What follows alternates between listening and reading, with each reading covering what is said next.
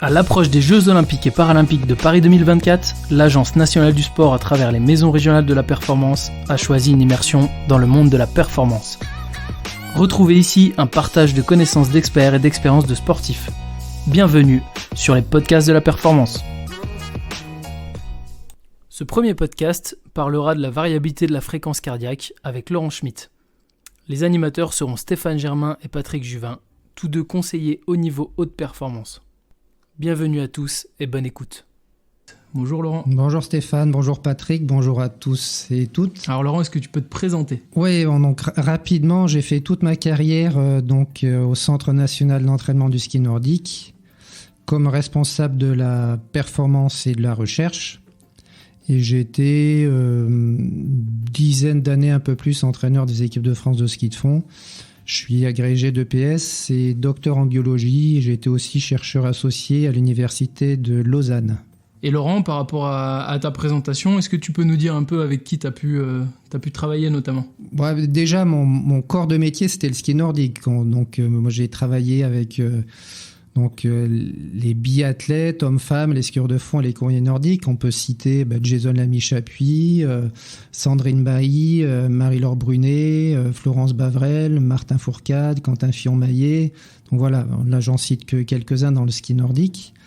Mais il y a aussi tous les skieurs de fond, Maurice Magnifica, Jean-Marc Gaillard, etc. Je peux pas tous les citer. Après, il y a aussi d'autres sports. Un des premiers hors ski qui a pu travailler avec la variabilité cardiaque, c'était Tony Estanguet avec son entraîneur Sylvain Curigné. Mais il y a aussi le triathlon. À l'époque, avec une des premières, c'était Carole Péon, Jessica Harrison. Le tennis aussi. Là, je travaille beaucoup avec la Fédé de tennis, avec donc Cyril Brechbull qui est maintenant le responsable scientifique, donc tout le suivi du haut niveau en tennis aussi, garçons et filles.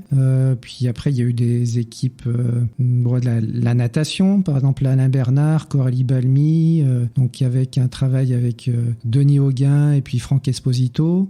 Puis j'ai un petit peu peur d'en oublier, mais il y a eu aussi du sport co, du rugby, du foot. Et tu formes aussi sur la variabilité de la fréquence cardiaque. Ah oui, ça c'est un point vraiment très important parce que dans le haut niveau sportif, je pense que l'aspect formation des entraîneurs, c'est vraiment un point très très important. Et je trouve que c'est quelque chose qui a été mis en place à l'INSEP et qui pour moi a été une des choses les plus importantes que l'INSEP a pu mettre en place. C'est justement cette formation initiale et continue des entraîneurs où on a des échanges qui sont super riches et des partages d'expériences. Et pour moi, cet aspect formation, je le continuerai le plus longtemps possible parce que c'est extrêmement riche. Et la recherche, bien sûr, le terrain, tout ça, mais je pense que quand on est dans une action de formation, on met tout en relation. Tous ces aspects-là sont intégrés et là, on est vraiment très performant, je pense. Et d'ailleurs, on te remercie avec Stéphane parce que tu nous formes aussi également. Est-ce que tu peux nous définir un petit peu ce que c'est la variabilité de la fréquence cardiaque ?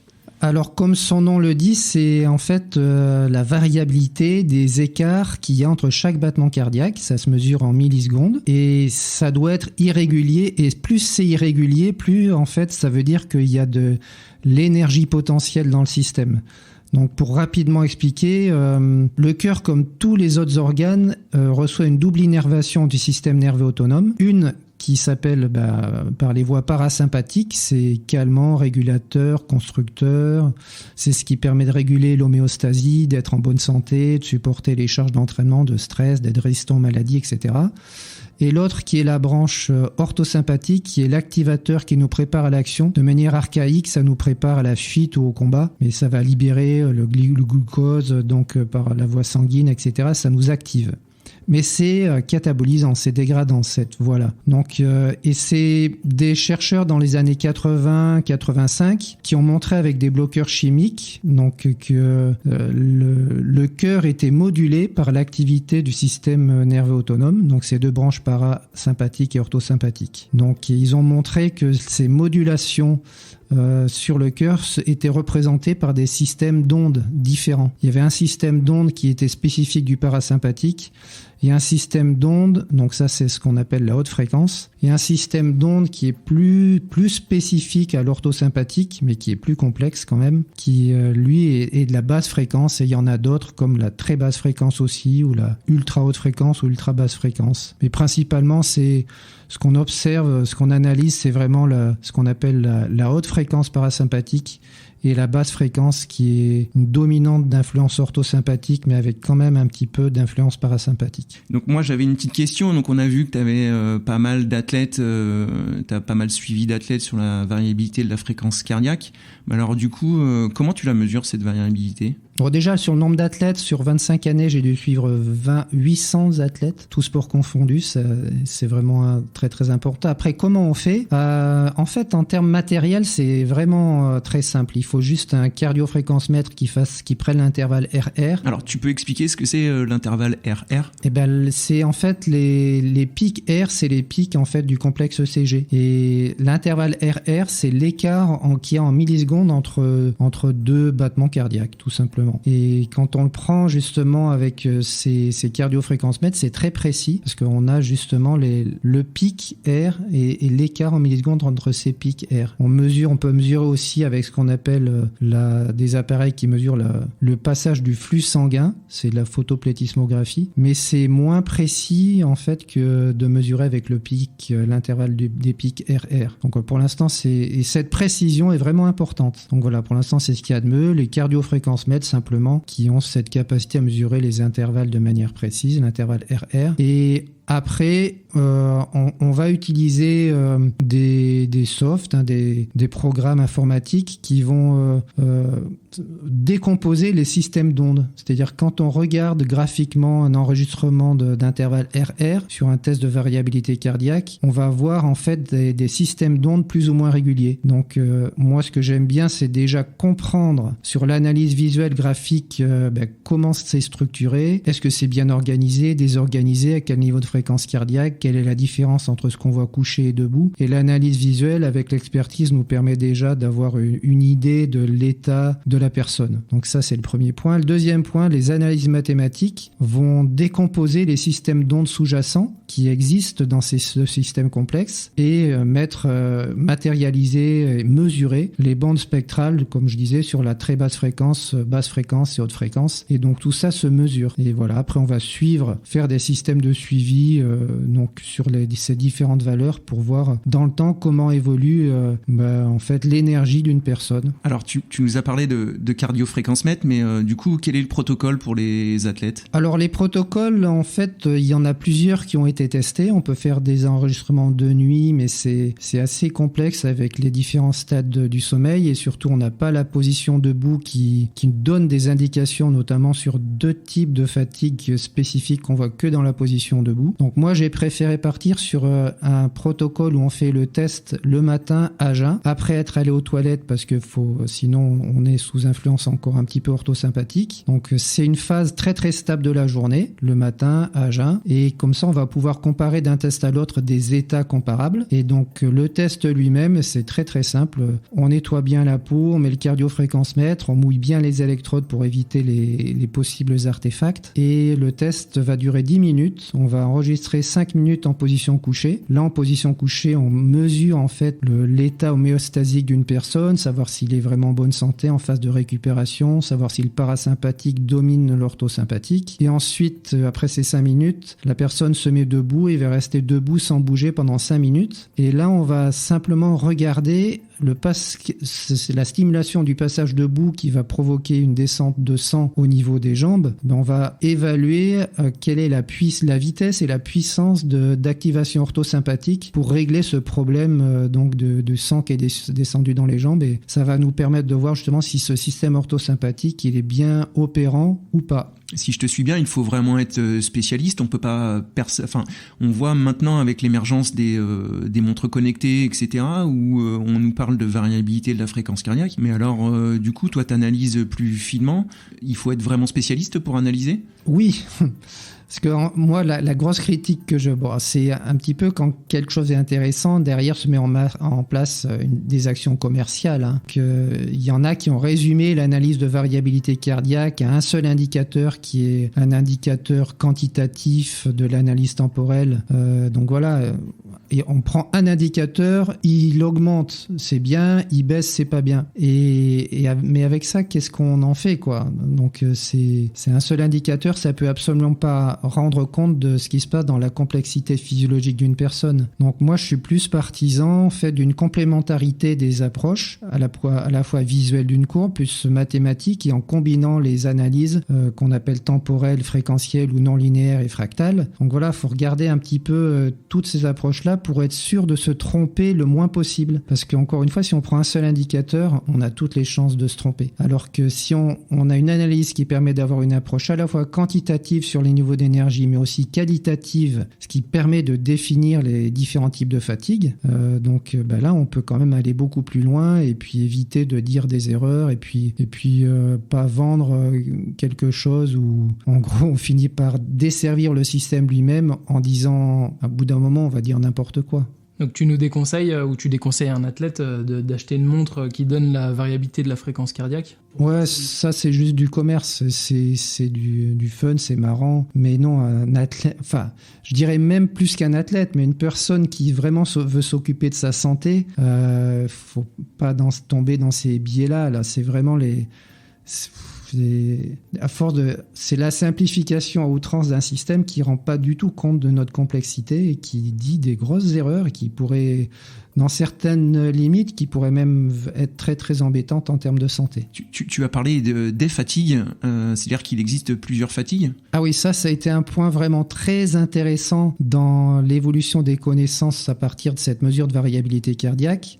Et on a pu comme ça identifier 5 types de fatigue différentes, 3 qu'on voit en position couchée et 2, comme je le disais, qu'on voit qu'en position debout. Et chose importante, c'est que l'aspect physiologique, les caractéristiques physiologiques de ces types de fatigue sont tellement différents que derrière, les remédiations sont vraiment différentes. Donc il n'y a pas un type de fatigue, mais en fonction de ces différents types de fatigue, il ne faut pas faire les mêmes choses en termes d'entraînement, en termes d'alimentation, en termes de prise de précurseurs neurotransmetteurs, en termes de soins énergétiques, en termes d'hydrothérapie, de massage, etc. Donc si je comprends bien, il y a 5 types de fatigue différentes. Et est-ce que tu peux nous donner un exemple un peu précis sur les types de fatigue? Ouais, très rapidement, pour les définir, il y a un premier type de fatigue qu'on appelle l'hypertonie orthosympathique, c'est-à-dire que là, c'est un stress aigu, mais un stress aigu très fort qui dépasse en fait un petit peu la personne, c'est-à-dire que le stress, il est positif pour la performance, la réflexion, tout ça, parce que là, par exemple, si j'arrive à bien me concentrer, c'est que j'ai une forme de stress, mais qui est bien adaptée donc à ce que je veux faire. Mais quand le stress monte trop haut, il devient négatif et il entraîne vers la fatigue. Et là,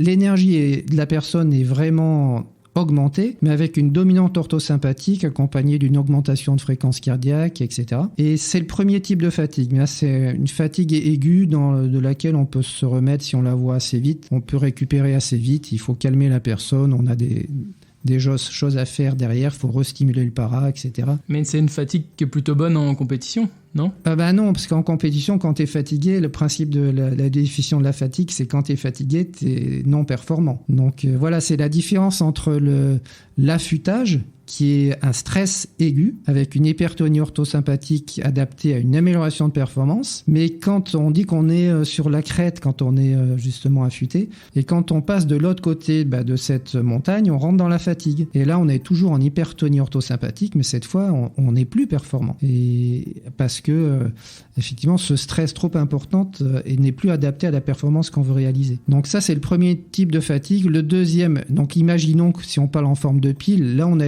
les 2 piles para et ortho, elles sont très hautes, mais on a une dominante ortho et cette fatigue s'analyse en position couchée. On a un déséquilibre homéostasique. Le deuxième type de fatigue, cette fois, c'est l'hypotonie para et orthosympathique, mais surtout l'hypotonie parasympathique. Ça veut dire que là, les piles se vident, arrivent à un niveau très très bas et pas toujours accompagné d'une augmentation de fréquence cardiaque, mais on a une baisse des piles et donc une efficacité physiologique globale qui a nettement diminué. Donc là, c'est un type de fatigue, c'est celui qu'on rencontre le plus souvent, et là, on a une grosse baisse de performance. Et si on arrive à le voir, à détecter ça assez vite, on va régler ça en gros en une semaine de régénération, ça peut aller assez vite, mais si on le voit pas, ça peut durer des semaines et s'installer, durer des mois. Quand tu dis que c'est celui qu'on rencontre le plus souvent, c'est le cas chez les sportifs de haut niveau ou c'est le cas chez toute personne? C'est le cas chez toutes les personnes. Donc le problème de fatigue le plus important, c'est un affaissement de l'activité parasympathique. C'est-à-dire le système qui nous construit, qui nous répare, qui fait qu'on est résistant aux maladies, etc.,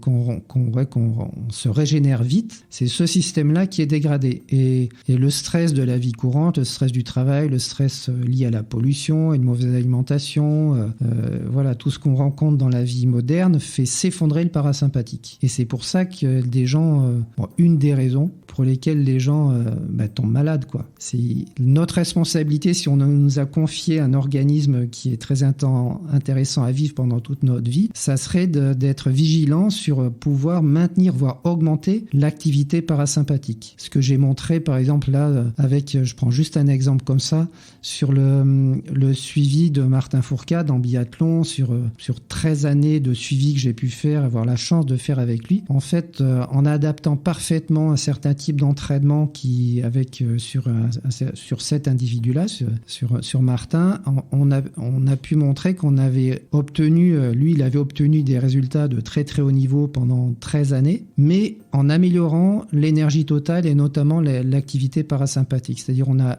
à la fois amélioré la performance, mais aussi amélioré la santé de Martin. Et ça, c'est le but. Si je te suis bien, tu priorises toujours le parasympathique. Ah non, pas toujours. Parce que quand on est en hypoxie ou qu'on veut affûter quelqu'un, là, on va augmenter l'orthosympathique. Dans certains cas, on va augmenter l'orthosympathique et dans d'autres cas, on va chercher à augmenter le parasympathique, mais c'est vraiment lié au contexte, lié à la personne.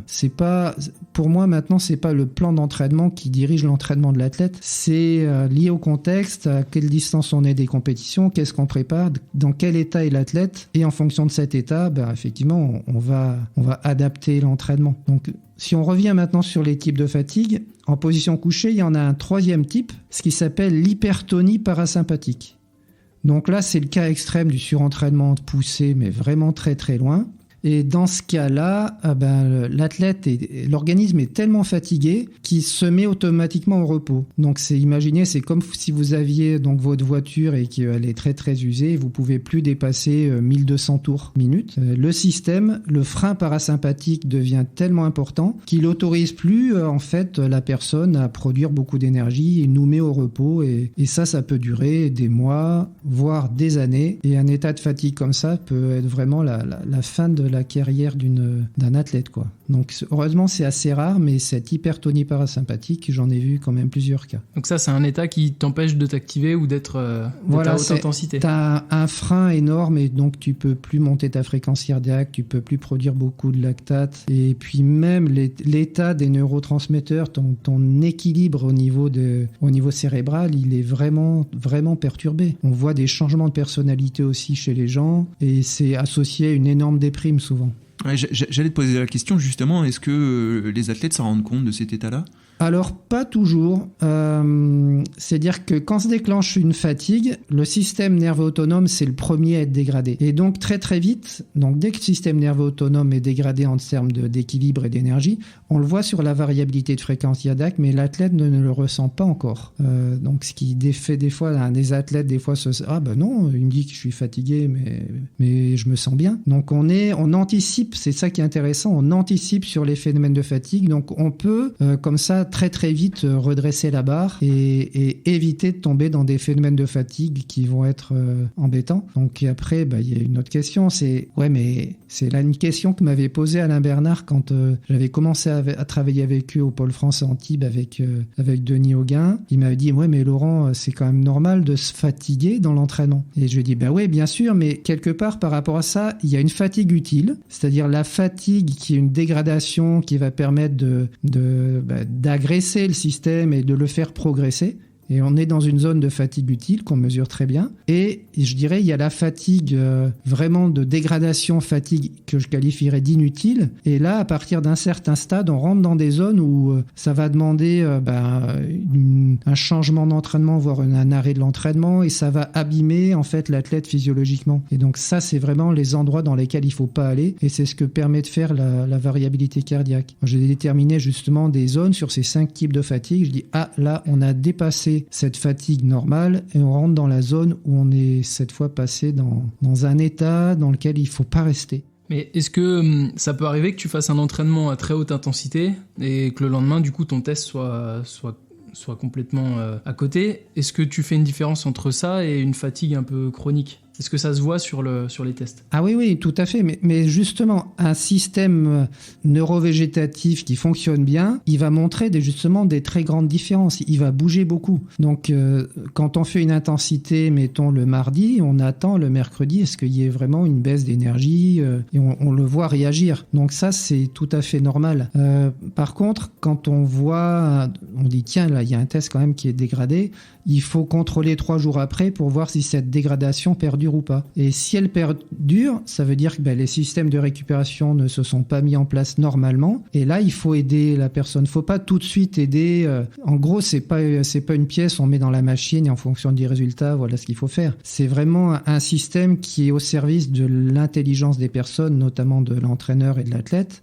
Et c'est lié au contexte. Mais mon test, voilà, il montre une dégradation d'énergie. C'est normal. La veille ou l'avant-veille, j'ai fait une compétition, une séance d'intervalle, donc c'est tout à fait normal de voir ça, c'est même ce que je voulais. Maintenant, dans 3 jours, je veux avoir récupéré et je veux pas rentrer dans une accumulation de fatigue. Et à partir de donc comme j'ai dit juste avant, si on revoit un moment 3 jours après un état qui reste dégradé, là c'est pas normal et il faut aider l'organisme pour sa récupération. C'est-à-dire que quand tu travailles avec un athlète, son premier test il doit être fait lorsque l'athlète est reposé. Idéalement, c'est ça. C'est-à-dire qu'il faudrait, avant de pouvoir dire quelque chose, avoir une base de comparaison qui soit bien faite avec des tests qui sont faits dans des situations normales que rencontre l'athlète, dans sa situation de base, quoi. Mais par rapport à ta question, c'est vrai que souvent les athlètes rentrent dans ce protocole, ils y rentrent parce que on est fatigué, on n'a plus de solution et qu'est-ce qu'il faut qu'on fasse? Et à ce moment-là, c'est vrai que sans base, il faut vraiment être quand même avoir une bonne expérience et être assez expert entre guillemets de ces approches-là pour voir tout de suite dans quel état est l'athlète et ce qu'il faut lui proposer. Moi, j'ai plein d'exemples d'athlètes qui sont venus me voir justement parce que ils étaient au bout du rouleau, quoi. Ils viennent avec leur entraîneur, disent voilà, Laurent, tu travailles là-dessus, qu'est-ce qu'on peut faire? Que ça soit en sport individuel ou en sport collectif ou en foot. Et justement, par rapport à ça, quel coût ça a d'une manière générale, faire un suivi de test HRV? Parce qu'on est obligé a priori de faire appel à un spécialiste? Là, c'est difficile de répondre à la question. Je veux dire, le coût au niveau matériel, justement, c'est intéressant d'en parler un petit peu. En termes de matériel, c'est très, très, très peu onéreux puisque c'est un cardiofréquence-mètre qui prend l'intervalle RR. Tu en trouves à partir de 50 € à 90 €. Ensuite, tu as des logiciels, notamment un qui est hyper performant qu'on trouve gratuit sur Internet qui est Cubios. Bon, là, c'est plusieurs niveaux. Cubios standard, c'est gratuit, mais Cubios scientifique, c'est un petit peu plus élevé. Ils sont plus ou moins chers, il y a plusieurs types de logiciels, il y a Codesna, il y a Nevrocard, voilà. Chacun choisit celui qui lui convient le mieux en regardant comment il fonctionne. Et puis après, c'est tout. Après l'analyse, comme j'ai dit, l'analyse visuelle, l'analyse mathématique, la connaissance, c'est vraiment un travail d'expertise physiologiquement passionnant, parce que ça nous permet vraiment de rentrer dans la complexité physiologique et je pense que quand on met le doigt dedans, faut jamais arrêter de travailler et on n'est jamais on sait jamais assez de choses. Enfin, moi personnellement, ça m'a vraiment apporté beaucoup parce que j'ai commencé à comprendre les effets des entraînements.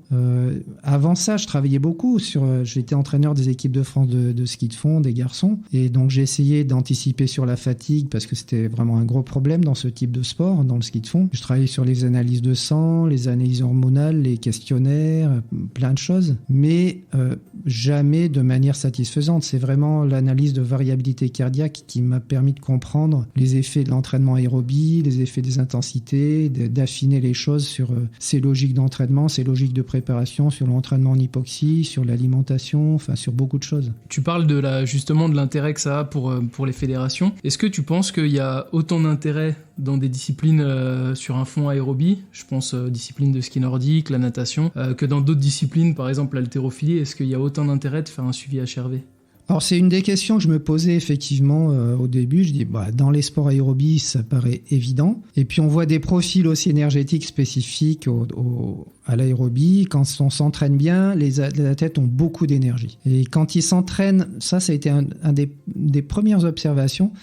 Les athlètes qui s'entraînent un petit peu trop vite en aérobie développent pas leur niveau d'énergie, ils restent avec des niveaux d'énergie moyens voire faibles. En gros, ils sont toujours sur un fond de fatigue, ils optimisent pas leur développement. Et c'est ce qui a permis quelque part aussi, outre les résultats, l'augmentation des niveaux de VO2, deuxième seuil, etc. C'est ce qui a permis d'expliquer pourquoi de s'entraîner doucement, entre guillemets doucement, c'est en dessous du premier seuil lactique. Pourquoi dans les sports aérobies de faire un gros volume à intensité basse permet d'avoir des très bons résultats, une très bonne VO2 max et d'augmenter son niveau d'énergie neurovégétative, notamment le parasympathique. Donc voilà, moi ça m'a permis de valider beaucoup de choses sur l'entraînement. Mais donc pour répondre et revenir à ta question, dans des sports qui ne sont pas aérobies, j'ai vu après dans le suivi justement le travail avec le tennis, avec Cyril Brechbuhl et les meilleurs Français et Françaises et pour le CNE à Roland-Garros, on a observé que oui, c'était efficace pour le tennis et qu'il y avait des profils physiologiques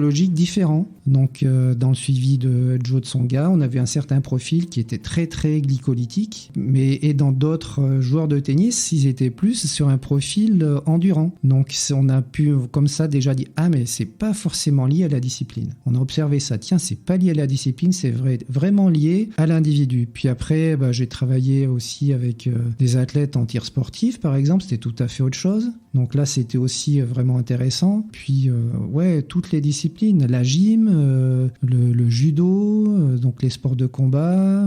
Donc en gros, c'est intéressant pour toutes les personnes, sportifs ou non sportifs, parce que ça va refléter un niveau, je dirais, de performance humaine. Et quand je dis performance humaine, c'est global, c'est-à-dire relationnel, intellectuel, aussi bien que physiologique ou physique. Mais quand on a beaucoup d'énergie, qu'on est bien équilibré, on est performant, humainement performant. Laurent, on va parler des remédiations un petit peu plus tard, mais je crois qu'on s'est laissé embarquer puisqu'il nous manque 2 états de fatigue. Est-ce que tu peux justement les compléter ? Oui, on a vu les 3 types de fatigue de la position couchée. Maintenant, en position debout, et ça tout le monde l'a ressenti, quand vous êtes fatigué sur ce type de fatigue-là, vous êtes assis ou couché, vous vous mettez debout et tout d'un coup, vous avez des vertiges, vous restez debout, vous avez chaud.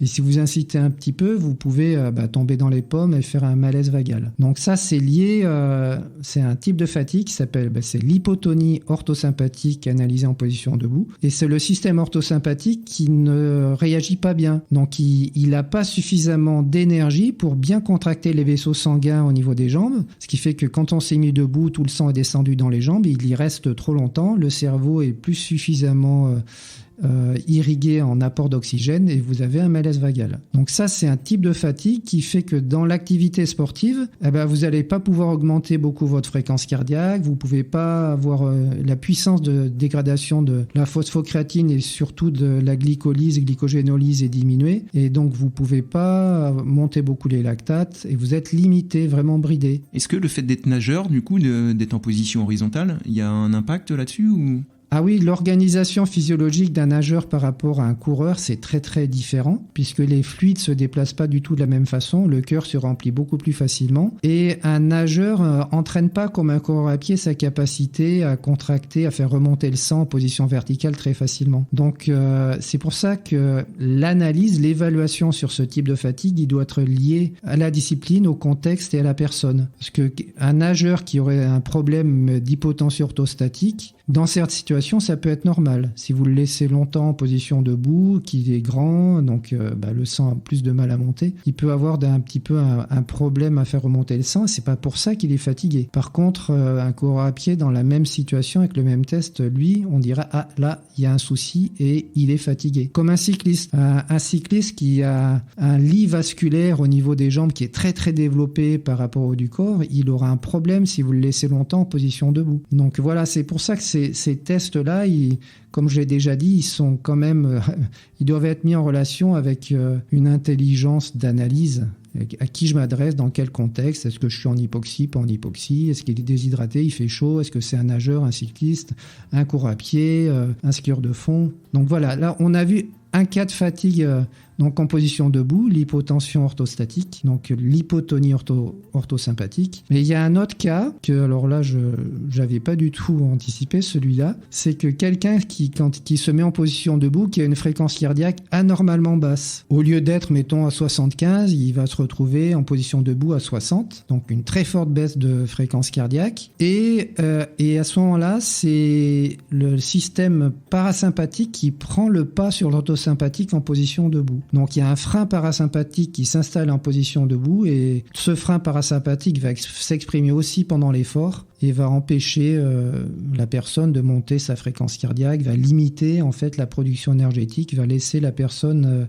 c'est un frein à l'effort. Donc c'est aussi un type de fatigue. Celui-là, on s'en remet normalement assez rapidement. Il faut vraiment aller activer l'orthosympathique, faire des bondissements, de l'aspect dynamique, non lactique, non fatigant, mais c'est cette fois en stimulant qu'on va lever le frein parasympathique. Donc ça, sur les montres, on peut imaginer que elles nous disent sur ce dernier type de fatigue que c'est plutôt bien, parce qu'il y a une baisse de la fréquence cardiaque, alors que globalement, en fait, c'est un type de fatigue. Ah oui, c'est pour ça que la fréquence cardiaque seule, dans l'analyse, elle ne suffit pas. Elle doit toujours être associée avec la mesure, en fait, de l'activité neurovégétative et puis de l'énergie totale, basse fréquence, haute fréquence, etc. Une fréquence basse, c'est pas toujours une bonne chose. Quand on est en hypertonie parasympathique couchée, la fréquence est anormalement basse et la récupération cardiaque est aussi très rapide. Et dans ce cas-là, c'est une alerte quand c'est associé avec un état de fatigue ressenti chez l'athlète. Et puis debout, une fréquence qui ne monte pas à l'effort, aussi ou une fréquence trop basse au repos debout, c'est pas une bonne chose. Donc si j'entraîne un groupe de 10 personnes, ça veut dire que sur 10 personnes, je peux avoir des non fatigués et 5 types de fatigue différentes. À l'extrême, oui, on peut trouver ça. Donc ça veut dire que est-ce que tu peux nous donner un peu de manière concrète, sur un ou plusieurs types de fatigue, quelle préconisation toi tu vas donner à l'entraîneur en fait par rapport à, par exemple, sur le premier type de fatigue, donc un manque du système parasympathique couché, quelle préconisation tu vas donner? Oui, plutôt centré à la fois sur le parasympathique d'un côté et l'ortho de voilà, globalement, on va avoir trop d'orthosympathique, mettons dans le premier type de fatigue, en hypertonie ortho, donc il faut calmer le système de stress qui est trop haut. Et pour le calmer, on va stimuler le parasympathique. On va aller vers le côté calmant. Donc ça du travail aérobie intensité basse. Dans l'exercice physique, ça sera des massages calmants. On peut faire de la réflexologie aussi plantaire avec cette fois pour calmer. Ça va être des bains froids, qui sont des stimulateurs parasympathiques ou alternance jacuzzi-bain froid. Donc ça, c'est très bien référencé au niveau scientifique maintenant. Ça va être l'apport alimentaire d'oméga 3. Déjà, on en manque dans notre alimentation, mais c'est aussi publié. Les apports d'oméga 3, c'est un stimulateur parasympathique. Ça sera aussi de l'apport d'extrait d'écorce de figue de Barbarie, qui est aussi des éléments très très positifs. Et tu fais tout en même temps ? Justement, ça dépend des types de fatigue. C'est que parce que le principe général, c'est que il faut pas habituer l'organisme à trop être aidé. Le but, c'est que augmenter l'énergie qu'on a dans notre organisme pour qu'on se débrouille tout seul. C'est pas d'aller vers les voies médicamenteuses entre guillemets ou les aides constantes, parce que là l'organisme il améliore pas sa force, son endurance, sa bonne santé. Donc quand on est dans le premier cas de fatigue, on va juste amener peut-être une modification d'entraînement et un problème, une première aide alimentaire, mais c'est tout. Et je suppose que chaque sportif est différent, donc il doit réagir de manière différente à certains stimuli. Par exemple, certains réagiront pas au froid comme à l'alternance bain chaud bain froid. Voilà, si là en fait les remédiations vont soit stimuler l'ortho ou le para pour tout le monde. Après, ils vont plus ou moins aimer quoi. Donc c'est pour ça qu'il faut en tenir compte aussi. Mais après, ça sera vraiment individuel par rapport à ça. Pour continuer sur les remédiations, plus l'état de fatigue est puissant, plus on va associer des éléments. Et c'est pas en changeant que l'entraînement, sauf sur le premier cas de fatigue, qu'on va voir des effets. Mais quand on rentre vraiment déjà dans le deuxième cas où on a une hypotonie, une baisse en fait de ses piles, une baisse d'énergie totale, là il va falloir travailler sur l'entraînement, mais donc sur l'alimentation, sur des précurseurs neurotransmetteurs, sur des soins aussi qu'on apporte et sur la qualité du sommeil, parce qu'on oublie toujours, on parle souvent d'éléments hyper sophistiqués dans la récupération. Et on oublie en fait que le premier élément de récupération, c'est le sommeil. Donc dans notre performance ou notre santé, c'est l'association entre 3 ou 4 éléments très simples. C'est qu'est-ce que je mange, comment je m'active, comment je m'entraîne, comment je récupère. Voilà, c'est ces 3 choses-là qui sont fondamentales. Je dirais que derrière ça, il y a aussi la respiration, comment je respire. Donc tous ces éléments très simples sont associés. Avant d'aller sur des choses sophistiquées, il faut déjà regarder ça. Et en combien de temps tu vois une adaptation de la personne qui s'entraîne ? Est-ce que l'adaptation elle est immédiate sur les tests HRV ? Tu as une visibilité immédiate ? Ah ben non, c'est très très variable. Des gens qui sont rentrés dans une fatigue chronique, souvent ils s'en rendent même pas compte. On leur fait faire un questionnaire, on dit est-ce que vous vous ressentez là ? Ben non, je suis comme d'habitude en fait. Et en fait, comme d'habitude, c'est des gens, ils sont constamment fatigués. Et ils finissent par ne plus s'en rendre compte puisque c'est devenu l'habitude. Et quand c'est installé de manière chronique comme ça, profonde, ben là il va falloir du temps vraiment pour voir des évolutions. Alors que quand on le voit assez tôt, d'un jour à l'autre, ça va bouger. Alors du coup, tu peux nous parler aussi des remédiations pour l'orthosympathique ? Alors, l'orthosympathique, c'est l'activateur, donc il faut le stimuler. Et donc là, on va être beaucoup sur... en fait, pour réveiller l'ortho, il faut stimuler, mais pas fatiguer. Donc ça va être des sprints courts, récupération, par exemple 10 secondes ou 6 à 10 secondes d'activité maximale. Et puis 2-3 minutes de récup, voire jusqu'à 5 minutes de récup passive. Voilà, pour l'exercice un petit peu. Mais tout ce qui est activation comme ça, l'hypoxie, c'est un stimulateur ortho. Aussi, le jacuzzi, c'est un stimulateur ortho. Souvent, en récupération, nous, de manière culturelle, on dit « tiens, je vais récupérer, je vais faire un jacuzzi ». Mais le jacuzzi, c'est un stimulateur orthosympathique. C'est pas du tout quelque chose qui est recommandé en récupération rapide. Le sauna de la même façon, d'ailleurs, non ? Ah bah, le sauna, c'est pareil, oui. Oui, le sauna, la chaleur aiguë, c'est pas du tout...